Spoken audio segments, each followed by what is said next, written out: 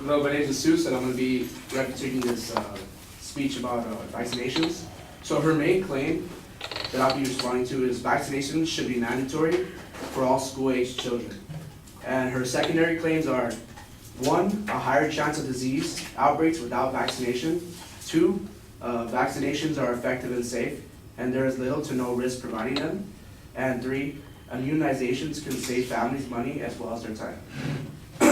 So for starters, her speech was supposed to be a claim of fact speech, but in her main claim, she uses the keyword should, aka a call to action, making it a policy claim. I don't really agree with her main claim. It shouldn't be mandatory for all school-age children to get vaccinated, because that would violate the First Amendment. And freedom of speech is getting violated, hypothetically, because you do not get the option whether or not you should get vaccinated. You get it regardless. For example, in 2011, a Supreme Court case, Bruce Witts versus Wyatt, ruled that vaccines are unavoidably unsafe. And the article also states that today, when your child dies or is permanently brain damaged after vaccination, or the vaccine fails to protect your child, you cannot hold the vaccine manufacturer or the doctor who gave you the vaccine accountable in the court in front of a jury. Meaning, if they screw up, then it's your fault, not theirs. And which is one of the reasons why people don't want to get vaccinated. It's just another problem. So for her first claim, I agree with her secondary claim for the most part, but there's a higher chance of outbreaks without vaccination. But that does not mean that they're going to actually cause one. She talked about vaccinations and how people got diseases because of not getting vaccinated. Her evidence was that she talked about North Carolina and how there was an outbreak of chickenpox in a private school, and it infested about 36 children, 68% of them. But my counter is, you can still get chickenpox even with a vaccination. For example, Oregon Elementary School, in October 2001, 97% of the kids that were in school were vaccinated. Out of those who were vaccinated, 18 out of 152 still got chickenpox, while 3 out of 7 of the kids who were not vaccinated got chickenpox, which reiterates my argument that just because you get vaccinated doesn't mean you're not going to get the disease or chickenpox. Also, the article does not talk about what happens to the other 32% of the kids. It brings up nothing about it. Like, were the kids sick? Did you just not see or play with that certain kid who gave it to everyone? Did they get an allergic reaction? We don't know. It doesn't say anything about it. So the problem that's a problem with their evidence. And like it says in OxfordVaccineGroup.com, diseases change like people's emotions. When the diseases evolve and change, the vaccine needs to do so too, which is the point of getting a vaccination. And her second claim would be vaccinations are effective and safe, and there is little to no risk providing them. Her evidence talks about how they test vaccines by using volunteers, and they try to make sure people have the right dosage.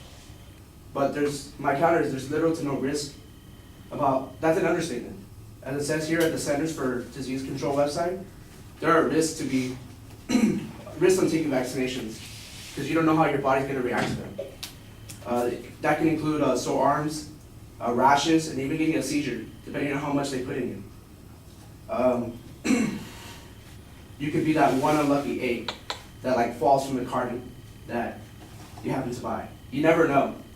And for example, in Germany, an article in 2019, in 2017 they did a testing in the United States. They went to Germany to test United States vaccines, and they found that all vaccines tested contain mercury in small amounts, even the ones that were supposed to be mercury-free. Half the vaccines contain toxic nickel in small amounts. Slightly over 1/3 of the tested vaccines contain arsenic, and over 90% of the tested vaccines contain uranium. Yes, the stuff they make nuclear bombs with. And vaccines are effective and safe. Well, think again and read the actual content of the vaccines. And for her final claim, she uses the immunizations can save families money as well as their time. She uses the fact that Some public schools resort to making children have certain vaccinations to attend their school. Since parents don't want to actually vaccinate their kids, they send them to private schools or to homeschooling, which costs more money and time. My counter is not every kid that is getting into that gets homeschooled or going to a private school is because of they don't want to get vaccinated. If anything, that's small cases. My evidence, private schools are listed as a better option than going to public schools because it's like it says in MonaAcademy.com, private schools teachers have an educational background and evident experience which qualifies them to teach for different learning styles. Public schooling, on the other hand, is free, and each child is guaranteed to have a free and appropriate education, which is no knock on the public schools because most of us probably went to one, including me, and we somehow found our way at Cal Poly. But her assumptions that kids getting homeschooled or going to a private school are because they didn't get vaccinated is absurd. There are many reasons why there are many reasons why to say why that's not the case. So all in all, vaccinations should not be mandatory for all school-age kids because that would violate the First Amendment. Though the risks are there and should not be covered up to make it seem like vaccines are 100% safe, people have the option to get vaccinated or not, while keeping yourself clean and healthy.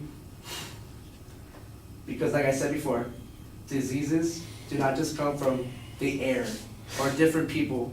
It comes from bacteria or you being dirty, so keep yourself clean and have yourself a healthy life.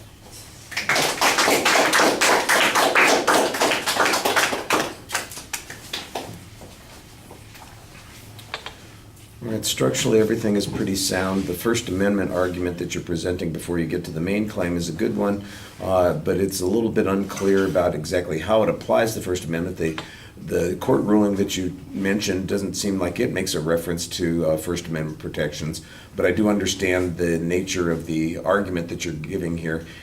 I think there is a relationship, it just isn't as clearly explained as it needs to be. On the first point, I think that this is where your argument is the strongest because you have evidence that suggests that lots of kids who get vaccinated still aren't protected from the diseases that they're being vaccinated for. You've got the good example of the case in Oregon with the chicken pox, and you've got statistical comparisons between kids who got vaccinated versus those who didn't get vaccinated, and it seems like there's roughly, as many kids, in fact, it looks like there might be a few more kids getting the disease who got vaccinated than those who didn't. So I thought that was a reasonable press on that argument. You've got an argument at the end of that says diseases change and we need to develop the vaccines to address that. And I'm going, okay, so how does this apply to this particular argument? I guess maybe it would tie in a little bit with your freedom argument up above, which suggests that means we'd be under constant expectation to get another vaccine every time there's a change going on. I'm not exactly sure what that argument gets you in the long run, and why it's there. On the safety issue, there are some challenges to the safety. Here you've got the CDC information about the risks that go along with taking some vaccinations. That's okay. The article about the German study is a little vague, and I'm not sure that what the source citation on it is, and the claim that there is arsenic, uranium, and mercury in all of those things, that's, I think since that's a challenge that's being made by some of the groups that we would refer to as anti-vaxxers, I'd like to know what the source of this information was, because that sounds like it's right out of one of their research things, and that might be potentially problematic. The quantification is also important. How much is there, and is that substantially different from what they would get in any other kind of thing? For instance, my guess is that there's a lot of arsenic in the air that we breathe here. That doesn't necessarily mean that it's at a high enough level that it would create some particular harm. And then the time and the money argument that you've got at the end, I think you've got a reasonable press here. The notion that kids go to private schools because of this is not necessarily true, but I kind of got the impression that the argument wasn't that that's what was causing them to go to private schools, but that's, they're spending more money than they have to. This is their choice. Why is that not your first argument? If your choice is that you don't want to send your kid to a public school because you'd require them to get vaccinated, I'm going to send them to a private school instead. Why is that an issue for anybody else? You know, how much time and money it is. That's a decision that you've made. Why is that important for us to consider in making those decisions? I think that's the first argument that you make on this. You're right, it is a policy claim. I would give you a little bit of leeway on making some policy arguments on it, but you don't really make any. So it's not a big deal. All right, thank you.